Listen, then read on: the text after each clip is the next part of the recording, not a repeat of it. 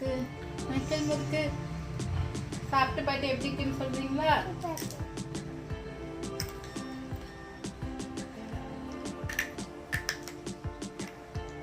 நல்லா இருக்க மைக்கேல் முறுக்கு?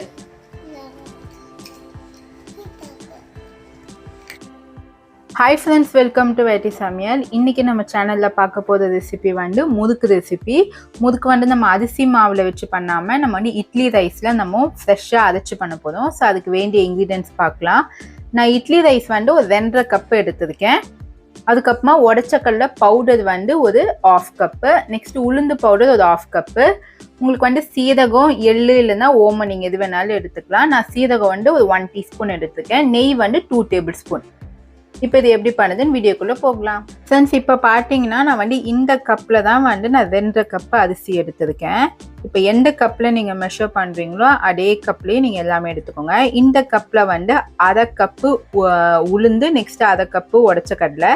நான் வந்து என்ன பண்ணியிருக்கேன்னா உளுந்தை வந்து எடுத்து நல்லா வந்து நான் வந்து வறுத்து பொடி பண்ணி வச்சுருக்கேன். இங்கே பார்த்தீங்கன்னா உங்களுக்கு தெரியும், நான் வறுத்து பொடி பண்ணி வச்சுருக்கேன். வறுத்து பொடி பண்ணதுக்கு அப்புறமா நீங்கள் வந்து 1/2 கப்பு நீங்கள் மெஷர்மெண்ட்டு எடுத்துக்கோங்க. உளுந்து வந்து ஏன்னா நீங்கள் வந்து வறுக்கிறதுக்கு முன்னாடியே நீங்கள் எடுக்க தேவையில்ல மெஷர்மெண்ட்டு. வறுத்து பொடி பண்ணதுக்கு அப்புறமா நமக்கு குவான்டிட்டி இன்க்ரீஸ் ஆகும்.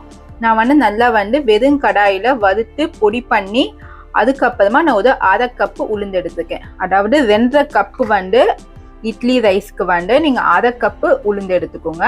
உளுந்து பவுடரு அதே மாதிரி அது இதே கப்பில் 1/2 கப்பு வந்து நான் மெஷர்மெண்ட் எடுத்து வச்சுருக்கேன். உடச்ச கடலை பவுடரு. உடச்ச கடலை வந்து நீங்கள் வறுக்க தேவையில்ல, அப்படியே நீங்கள் பொடி பண்ணிக்கலாம். இந்த 2.5 கப்பு ரைஸை வந்து நான் 4 மணி நேரம் வந்து ஊற வச்சு நான் வாஷ் பண்ணி வச்சுருக்கேன். ஃப்ரெண்ட்ஸ், இப்போ ஊற வச்சு நம்ம வந்து கழுவி வாஷ் பண்ணி வச்சுருக்கேன். இந்த இட்லி ரைஸை வந்து இப்போ மிக்ஸி ஜாரில் நம்ம 2 பாகமாக அரைச்சிக்கலாம். நல்லா நைஸாக அரைச்சி எடுத்துக்கோங்க.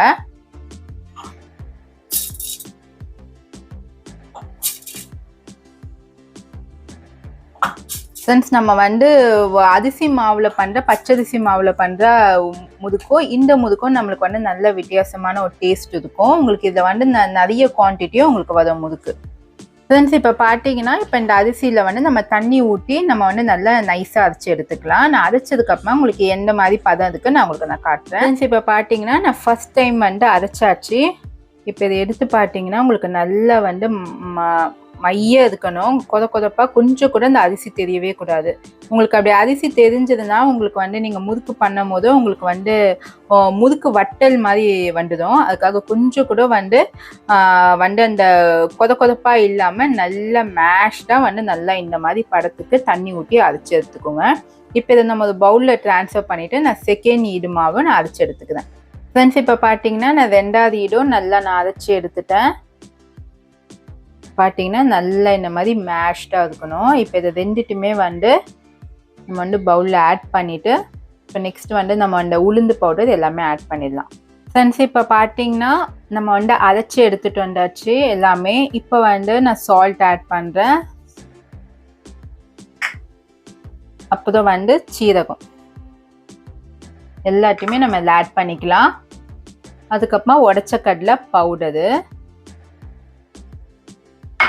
நான் சொன்ன மாதிரி உடச்ச கடலை பவுடரில் 1/2 கப்பு எடுத்துக்கோங்க. உடச்ச கடலை பவுடர் பண்ணிவிட்டு அதுக்கப்புறமா மெஷர் பண்ணிக்கோங்க.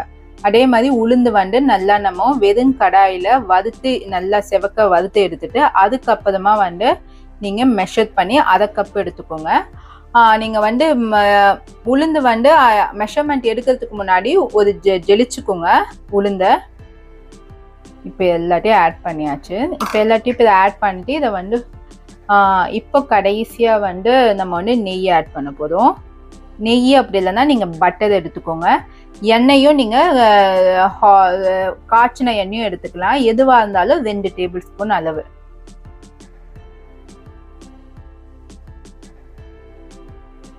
ஃப்ரெண்ட்ஸ், இப்போ வந்து நம்ம மாவு வந்து நல்லா பிசைஞ்சு எடுத்துக்கலாம். நம்மளுக்கு மாவு வந்து நம்ம தள்ளதாக இருக்கிறதால நம்ம இந்த உளுந்து பவுடர் உடச்ச கடலை பவுடர் போட்டோம். அதுலேயே வந்து நீங்கள் மாவு வந்து ஃபுல்லாக பிசைஞ்சு எடுத்துக்கலாம். இல்லை உங்களுக்கு கொஞ்சம் ரொம்ப ஹார்டாக இருக்குன்னா பிழியும் போது கஷ்டமாக இருக்கும். அதுக்காக வந்து கொஞ்சம் தண்ணி வந்து நீங்கள் ஆட் பண்ணிக்கலாம். நம்ம மாவு வந்து ஃபுல்லாக பிசைஞ்சாதான் நம்மளுக்கு தெரியும். நீங்கள் இட்லி ரைஸோட நீங்கள் வந்து ரேஷன் அரிசி புழுங்கல் அரிசி இருக்கும். ரேஷன் அரிசி புழுங்கல் அரிசி நீங்கள் அதையும் நீங்கள் வந்து இதே மாதிரி நீங்கள் அரைச்சி செய்யலாம். அது வந்து உங்களுக்கு இன்னும் வந்து நல்லா காணும். உங்களால் எவ்வளோ தூரம் முடியுதோ நல்லா பிசைஞ்சு நல்லா சாஃப்டாக பிசைஞ்சு எடுத்துக்கோங்க. எண்ணெய்க்கு பதில் நீங்கள் நெய் இல்லைன்னா நீங்கள் பட்டர் எதாவது ஆட் பண்ணிக்கோங்க. ரொம்ப சாஃப்டாகவும் வரும் உங்களுக்கு முறுக்கு. இப்போ பார்த்தீங்கன்னா நம்ம ஓவரால் வந்து ஃபுல்லாக பிசைஞ்சு எடுத்துட்டோம். ஃப்ரெண்ட்ஸ் இப்போ கொஞ்சம் வந்து தண்ணி ஆட் பண்ணிக்கிட்டோம். ஏன்னா நம்மளுக்கு வந்து கொஞ்சம் வந்து திக்காக அதுக்கு மாவு. நான் உங்களுக்கு மாவு பிசைஞ்சதுக்கு அப்புறமா உங்களுக்கு எந்தெந்த படம்னு உங்களுக்கு நான் காட்டுறேன். தண்ணி வந்து ஊட்ட தேவையில்லை, நீங்கள் தெளித்து வந்து நீங்கள் மாவு பிசைஞ்சுக்கோங்க நல்லா. ஃப்ரெண்ட்ஸ் இப்போ பாருங்க, இப்போ மாவு வந்து நம்மளுக்கு ஃபுல்லாக பிசைஞ்சு எடுத்தாச்சு. உங்களுக்கு இந்த படம் பார்த்தீங்கன்னா நல்லா நம்மளுக்கு இந்த அளவுக்கு நல்லா சாஃப்டாக இருக்கணும். இதோட ரொம்ப நீங்கள் சாஃப்டாக பிசைஞ்சிங்கன்னா உங்களுக்கு முறுக்கு வந்து பிழியும் போது விட்டு போயிடும். ஸோ இந்த அளவுக்கு நல்லா சாஃப்டாக பிசைஞ்சாச்சு. ஃப்ரெண்ட்ஸ் இப்போ பாருங்கள், இப்போ வந்து நம்ம எல்லாம் பிசைஞ்சு எடுத்தாச்சு. இப்போ முறுக்குள்ளால வந்து நம்ம வந்து ஃபில் பண்ணிடலாம்.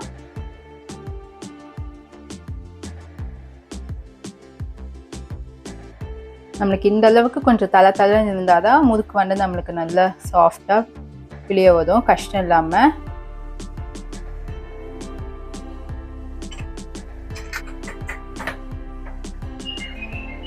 ஃப்ரெண்ட்ஸ் இப்போ பாருங்கள், இப்போ இந்த மாதிரி ஜல்லிக்கந்தியில் எண்ணெயை தேய்ச்சிட்டு இப்போ நம்ம பிழிஞ்சு எடுத்துக்கலாம் மாவு.